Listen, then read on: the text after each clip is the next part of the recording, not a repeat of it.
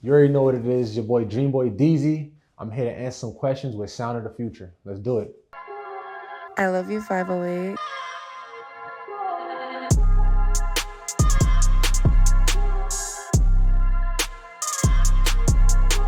Okay, so I'm an artist. I'm from Brownsville, East New York, Brooklyn. I make a little bit of everything. So my main sound is like rap, but I like to touch the R&B, rock, soul. I pretty much do everything for real. A lot of people know this about me, but I started out playing basketball. I played basketball at a really high level. I played on the EYBL circuit, Adidas Gauntlet, Under Armour circuit. But after high school, I had a career-ending injury that it was very sad, and the pandemic happened that same year. So now I'm just stuck in the house. I had experiences with my friends, like making music on our like phones and stuff like that. But I really fell in love with it during the pandemic. You feel me? I really started like just cooking up on my phone, just getting them YouTube beats and just cooking up on my phone. And then I'm sharing it with friends and everybody's loving it. And then my freshman year of college, I went to school in Oklahoma. I still try to keep up with the basketball stuff. I try to, recover from the injury and see if I could transfer back to a Division I school. But then I got injured again. And then, music is what really saved me through all of that pain. You feel me? So I would just put in my experiences on a canvas and people was loving it. So I just fell through with it. Definitely, bro. Like there was a lot of times where like I just felt empty and I felt like I couldn't talk to nobody, but my microphone was always there for me. Like I could always talk to my microphone. And like therapy is an understatement. Like I feel like, bro, like I would call friends. Like I just need somebody to talk to. And then I grew up in a household where like, expressing your feelings is not really something that we was raised upon. So I didn't want to tell my mom what I was going through because she'll just look at it as, just grow, like, be strong. My mom, she's always there to comfort me, but it's certain things like, okay, basketball is what you're complaining about, you know what I'm saying? So she wouldn't understand what I was going through. So I would call certain friends and, no one would answer me, but I always had, my Apple headphones and my microphone. So, you know what I'm saying? Okay, so DreamWorld, I came up with that my junior year in college. So the idea came to me like November 2022. That's when I got the logo and everything made. So every artist, they have a logo, but I really wanted to make it something more. All right, for example, one of my favorite artists is Travis Scott, and he has Cactus Jack.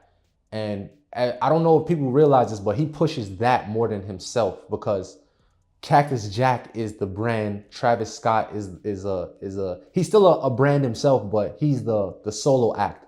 But Cactus Jack is the company. So I felt like, I'm DreamBoy DZY and I want to do something that's bigger than me. I'm trying to say when I'm long gone, like I want DreamWorld to still be here. So that's what that idea came up with. And then as far as the merch, everyone always told me growing up that they liked the way I dress and stuff. So I said, you know what, like I'm gonna start putting out some clothes, you know what I'm trying to say? And like now I can, you know what I'm saying? Instead of me always having to style my friends, just, put on a piece and you're good. And with my brand, it also tells a story. Like DreamWorld, as you can see on the back, dreams come true. Like that's the quote. Like whatever you put your mind to, whatever you think you can do, you can get it done. Like a lot of people always think about things and then they think about how far it is. I can't get it done. Or people might doubt, people might fill their head with things and they start doubting themselves. You can get it done if you really put your mind to it. And I want people to put on a piece of this merch or listen to a piece of my music and understand that dreams come true. So that's the first thing. The key to success is believing in yourself. The second thing is following up on that. So you can't just believe in yourself and think it's going to come out of thin air. You got to actually put in that work, stay consistent and keep believing. Like you got to literally, I saw Casanat say this, you got to meet God in the middle. Like God blesses, like, you know what I'm saying? If you ask, you will receive. And you just got to meet him there. He got to see that you really putting in that work and it can happen. Definitely. God is everything. Like, as I said, when I was going through those tough times, losing basketball, God kept me. I would talk to God. Like I talk to God every day. Like even if it's not necessarily praying, like I have conversations with God. Like I'll just ask him a question, and like he'll literally give me an answer. Perfect example. When I was chasing the basketball thing, and I'm in Oklahoma, and this is after my fourth knee injury, my fourth surgery, no, third. I asked God, like, do I keep following this, or like, should I go through with this music, because I'm starting to fall in love with this. And literally, I got injured right after that. Needed another surgery. That was my fourth one. And I felt like, God, he's just always there for me. Every time I think something is difficult, he always shows me a way through. So yeah, I'm definitely very spiritual. 222 is 222. I go by a lot of angel numbers. I feel like spirituality and God, they're like go hand in hand. Okay, so growing up in Brooklyn, I feel like it definitely implemented some tough instincts in me. Um, like a lot of my friends and a lot of the people I grew up hanging with, we grew up outside, playing basketball, and I didn't grow up in the house like playing video games. To this day I still don't play video games. So like we grew up just playing 1-on-1, 3-on-3, like just being head to head. And then outside of that, we grew up seeing a lot of examples of things we didn't want to become. So it really just kept my dreams. Like as a kid, I've been dreaming. That's why Dream is part of my artist name. Dream is a part of the brand. Like just dreams is what kept me going as a kid. It's still what keeps me going. Brooklyn, and it's Brooklyn. I'm trying to say, I'm from Brownsville, East New York, the home of Mike Tyson. Like it's beautiful. Jay-Z from Brooklyn. It's like if they could do it, I feel like I could get it done. You know what I'm saying? So Brooklyn plays a big part of who I am today. Nah, love is beautiful. Like everything about love is beautiful. Like the heartbreak of love, finding love. Like let me start over. Everything about love is beautiful, from finding someone you got a crush on, to going up to her for the first time and speaking to her, to that first date, to that first kiss, to even the hardship of it. Like love is beautiful, and it's something that it's a story. You know what I'm saying? There's many different examples of it. I definitely believe in love. I've had different heartbreaks and scars, which I say in a lot of my music. But I definitely believe one day I'll find true love. You know what I'm saying? But at the same time, the heartbreaks and stuff, it still gives me the experiences to tell my story. And a lot of people all over the world can, they can agree with that and they can relate to it. So with that, love is beautiful, bro. All right, so that's a great question, by the way. So yeah, I do call myself the Hood Rockstar. So where I'm from, or just New York City as a sound, there is melodic music, but a lot of people go follow a certain sound. So it's either they're doing drill, the sexy drill, or they're talking about or they have the boom bap rap. I feel like I got like a sound that's not the typical sound of New York. Like a rock star, as my latest song "Miss You Bad," it's literally like got the rock melody. So with that style of music, I feel like I am the rock star. You feel me? Like I am the hood rock star. The way I dress is real, like just free. You know what I'm saying? I do what I want to do. Growing up, I always followed rules. It had to be this, it had to be that way. With music, that's the one feel where you could do it however you want. I could start the song with the hook. I could start it with an intro. I just feel free. And another quote I go by is rockstar living. Like, you know what I'm saying? Like, I don't gotta just party on the weekends. If I want to party today, we're gonna go up today. So I'm the hood rockstar.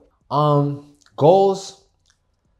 I have so many goals, but I don't like to focus on too far down the line. I like to focus on what can I get done today? What can I get done tomorrow? Obviously, the obvious goals is I would love to, find a large fan base and find an amazing team.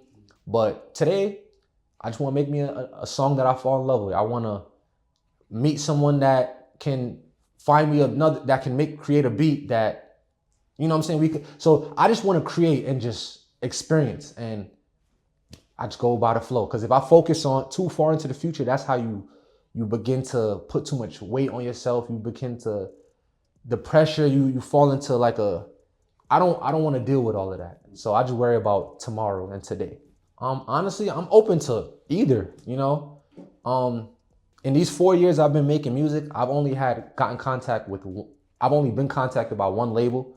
That was literally January of this year. We had 3 meetings. It fell through. It didn't end up working. So for me, it's like I'm not against a major. If it's the timing is right, then that's what we're gonna do. If an independent label wants to, get into business and everything sounds good, what I'm trying to say. So for me, it's like whatever makes sense at the time. And so as I said earlier, I don't want to focus too far into the future. My next goal, so we can touch on the last question, is my next goal is to start creating a team to where I can start pushing out better, high quality content, getting producers where we can I could take my sound up to the next level, finding a manager, finding a lawyer, different pieces like that. That's my next goal. And then once I have that team, or if a label comes before that, bro, for me, it's like whatever happens, bro. The timing just got to be right. So following Miss You Bad, I'm actually going to post something on Instagram either next week or the week after that, but I'm going to snippet 2 songs just to get feedback on what they're feeling more, what they want me to follow up with. I want to go with a song called Somebody Else. I feel like it's nice for this nice wintertime. It's cold. Everybody's feeling, the seasonal depression. So I feel like that's the type of song I want to drop next. I have another song called Young and Reckless. It's between those 2. So that one, I feel like it's more for the next summertime, summer 2025. But if people feeling that one more, that's what might come next. So whichever one they feeling, I'm going to get the video shot, start pushing some content for it, and then we're going to put it out. As I said earlier, dreams come true. Get off your ass. Like, I'm trying to say, get off your ass. People, they feel like things are just going to come to them. It's not going to work like that. You know what I'm saying? People do get lucky, but your dreams, whatever you believe you could do, if you want to make music, if you want to be a chef, if you want to dance, if you want to do film, if you want to do journalism, you can get it done. Just start that shit today. Start today, put a plan together and get that shit done. Me, I'm my 4th year in music, and I only have one song that's ever streamed over 1 million. And we still going like day one. We're still going as if as if I'm still building. Dreams come true. Get that shit done. I love you, 508.